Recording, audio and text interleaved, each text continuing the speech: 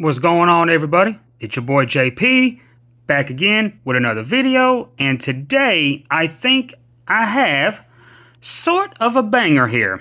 This is the unlocked Moto G Stylus 5G 2023, and you can pick this up at Motorola, Best Buy, Amazon.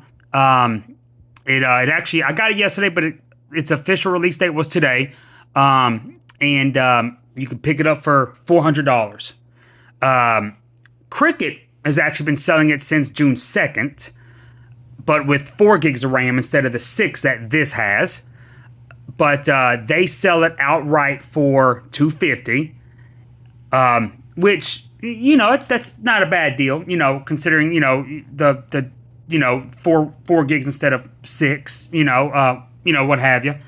Not a bad deal, and you can actually get a deal on it anyways if you're porting a number. I think you can get it for free or, whatever. Metro is supposed to be getting it soon. T-Mobile, as of yesterday, does have it, but again, not Metro yet anyways.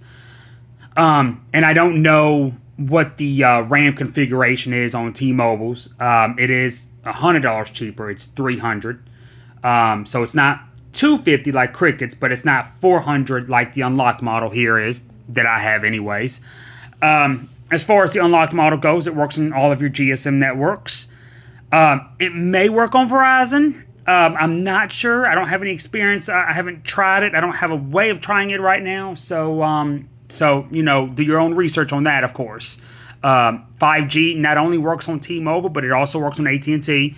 That has to be said because there was a time when unlocked Motorola and OnePlus phones did not work on AT&T 5G unless you did a little bit of trickery in the settings, and you had to download apps or know the program codes to get in and change those features. They had the bands, they had the frequencies, but they just for whatever reason, whatever their agreement was with AT&T or the lack of, they just they didn't work. They had VoLTE, but they just didn't get 5G.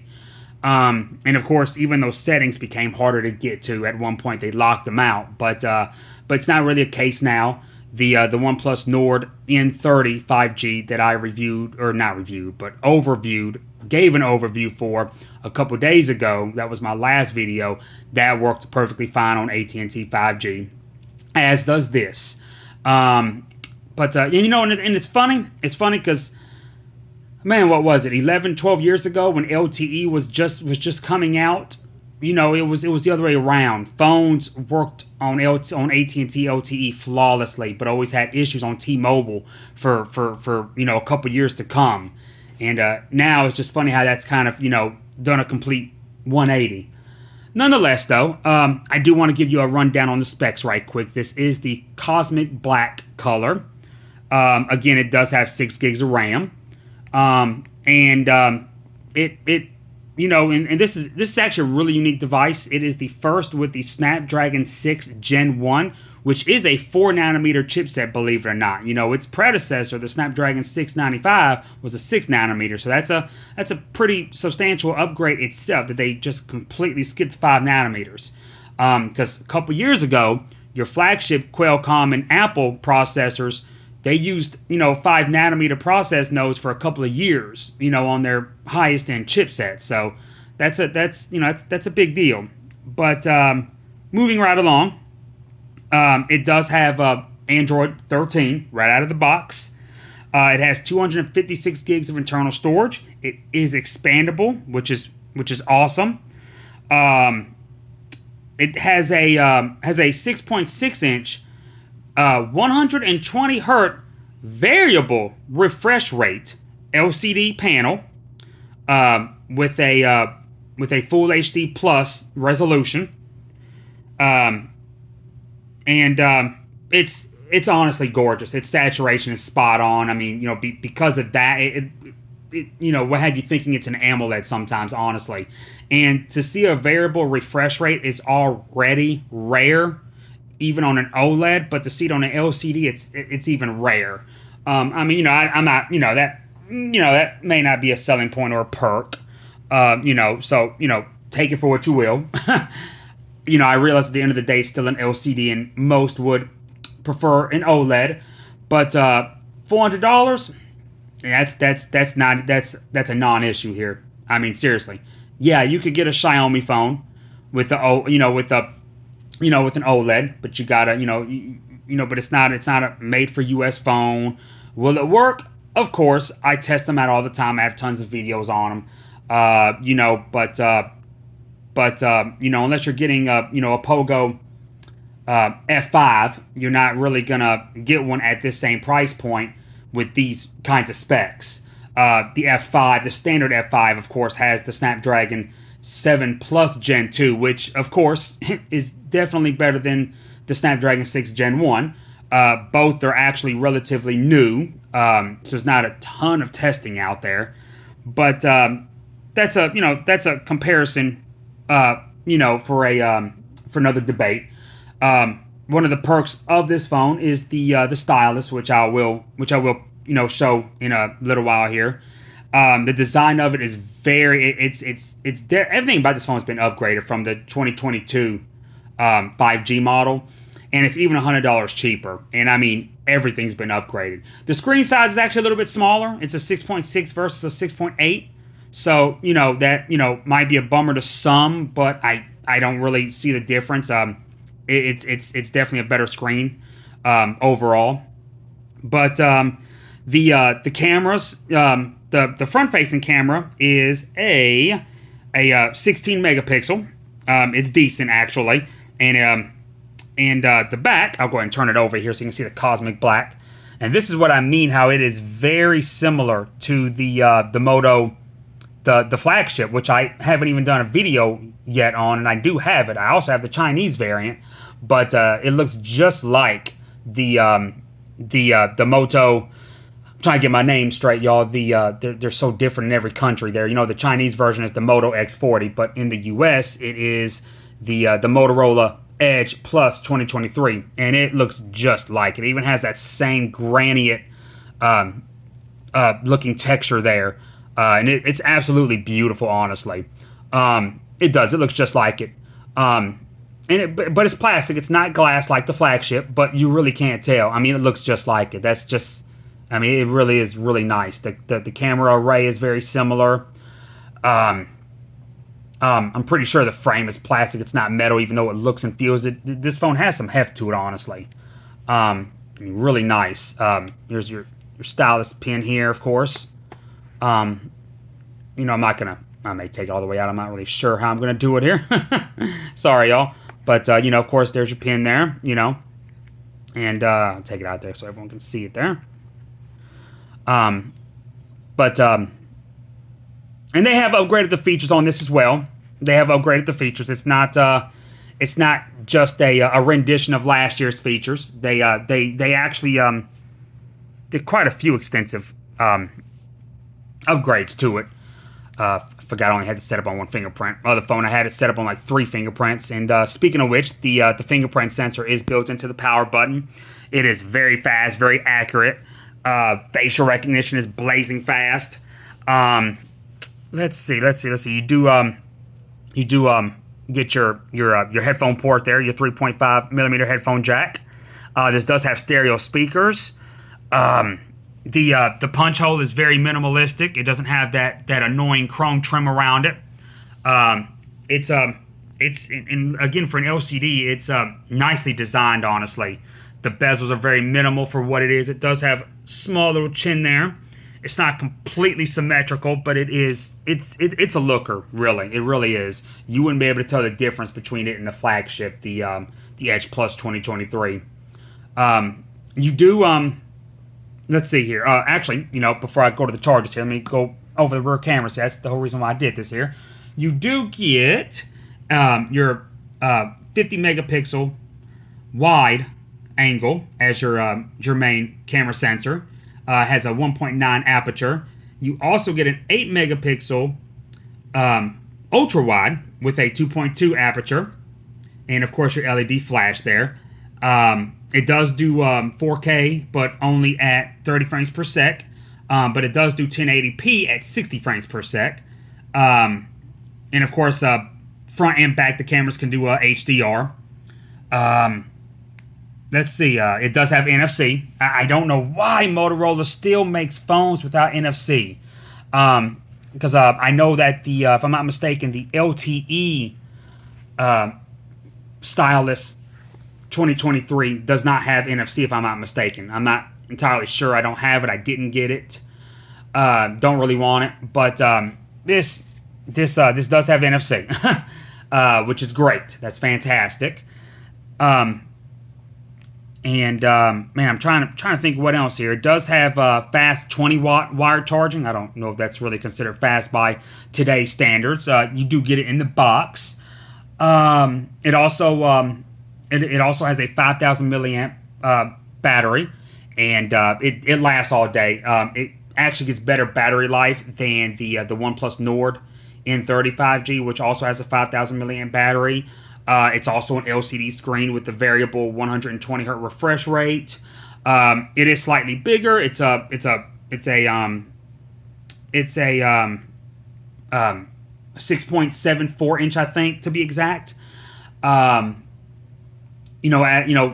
opposed to the 6.6 inch here, but again, it's really not very noticeable. No big deal there. And honestly, man, I gotta be straight up with y'all. My video to the OnePlus Nord, the N30, I talked about what a great phone it is for $300, and it still is. I don't take none of that back. Fantastic device. But comparing these two phones without even with the Stylus being non-existent, God, I would seriously tell you to go ahead and pony up the other 100 to get this phone right here.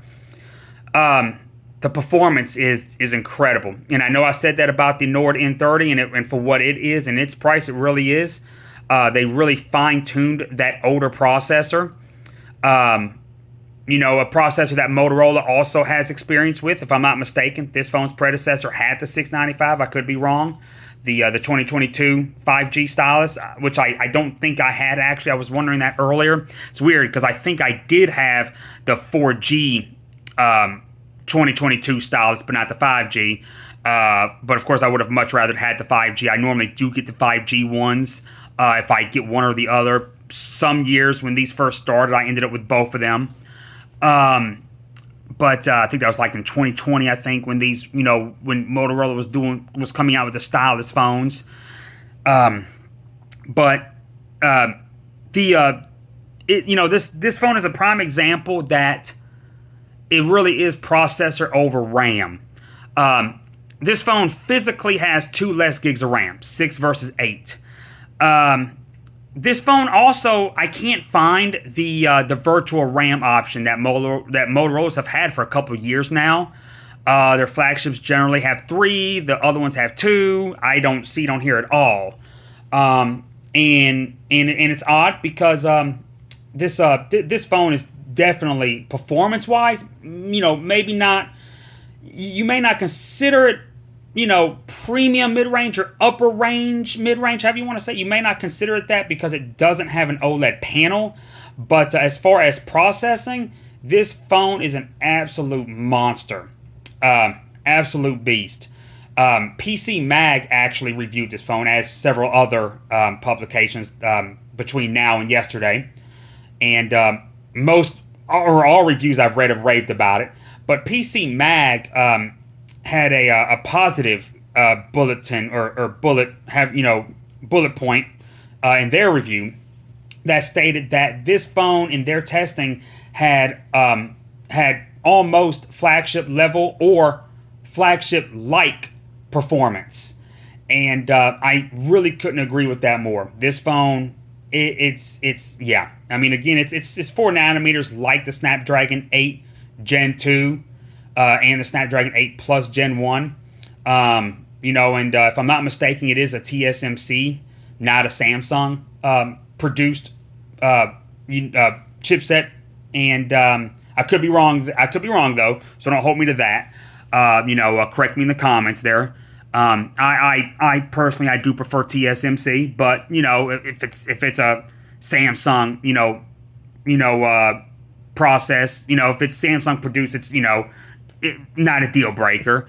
4 nanometers is just fantastic tech for this phone and its price point. It's Snapdragon 6 Gen 1 has been insanely impressive, honestly. I can't really say enough good things. The performance has been amazing. Yes, OnePlus did great with the Nord N30, because the N20 used that same processor last year, and the N30 outperforms it substantially. Again, like I talked about in that video, since we're on the subject about Motorola here, and specifically doing a video on it, it's kind of like what I was saying about the new Moto Razr Plus. The Razr Plus has the Snapdragon 8 Plus Gen 1 instead of the 8 Gen 2, but it outperforms every single Snapdragon 8 Plus Gen 1 phone on the market by a long shot. I mean, look at all the benchmarks. It's crazy. So, that they did a lot of fine tuning there. But there's not only a 2 gig RAM difference, because this has 6 and that OnePlus has 8. But again, I couldn't find the RAM extension on this phone, the virtual RAM, extension. And of course, Motorola, again, they only do it for they only have 2 or 3 gigs available, when everyone else, like Xiaomi, I think does 5. OnePlus does 8. If you may not believe in that, but if you do, you can theoretically get 16 gigs of RAM out of the Nord N30, because you got 8 physical and 8 virtual, and they actually advertise that too on their website. That's why you see that splash screen with 16 gigabytes, with the internal shot of the phone, in some of their pictures. But technically that's more than double what this phone has, 16 versus 6. And even if you just go off the 8 versus 6, the extra RAM on the OnePlus does not help it keep up with this phone. This phone is blazing fast. It's really that good. It just kind of goes to show you that RAM isn't everything. Now, would I want the 4 gig Cricket model? I'm sure it performs great, honestly. Especially for a $250 phone, there's probably nothing that's even going to come close to that, really. And even better if you get it for free. I would definitely want the 6 gigs over 4 gigs. Flagships don't really come with less than 6 gigs anymore. Actually, if I'm being honest, I don't think flagships really even come with less than 8 now. So, but that's not to put down this phone. But it's a great phone. Y'all check it out. Highly impressed with this phone. It's fantastic, y'all. Check it out. Moto G Stylus 5G 2023. Like I said, expandable memory, which is a huge plus to me. Snapdragon 6 Gen 1. This is probably the closest you're going to get, really, to a flagship with expandable memory. Because the only Snapdragon 8 Gen 2 power phone on the market that has expandable memory is that freaking $1,400, $1,500 Sony phone that they just came out with. And I think that was the case with the Snapdragon 8/8 Plus Gen 1 as well. I know Samsung's tablets with the Snapdragon 8 Gen 1 has expandable memory, but those are tablets, not phones. I want it in my phone. So, and this is, your Pogo F5 doesn't have expandable memory, with the Snapdragon 7 Plus Gen 2. So, 4 nanometer, so this is really about as close as you're going to get to a flagship with expandable memory, honestly. I could be wrong, it might be a long shot, but yeah. Because even your Dimensity 9000 plus, 9200 plus power phones, they don't have expandable memory. So yeah, your Dimensity 8200, which is their latest flagship, their latest mid-range premium processor, I should say. Yeah, they don't have it. But anyways, hit me up in the comments. I hope y'all enjoyed this. I was really happy to bring this to y'all. Peace out.